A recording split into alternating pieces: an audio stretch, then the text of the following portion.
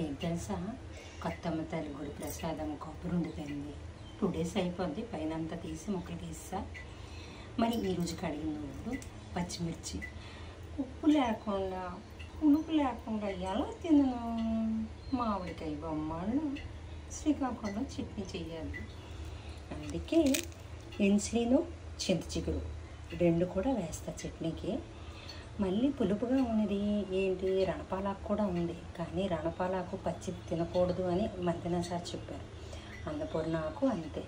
ఇంతటితో వీలైనంత వరకు పచ్చిది తినకూడదు అంటారు. ఎండబెట్టి తినొచ్చు, నూనెలో ఏపితే పర్వాలేదు. అన్నపూర్ణాకు ఇది మాత్రం కషాయమే అంటారు.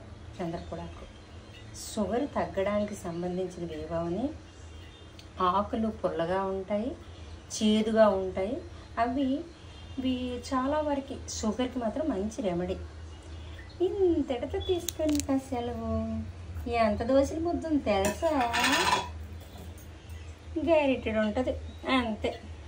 గరిటెన్నర ఉంటుంది. చట్నీ ఎంత అయితే దోశల ముద్ద అంతే ఉంది. ఇంతటితో సెలవు తీసుకుంటున్నా.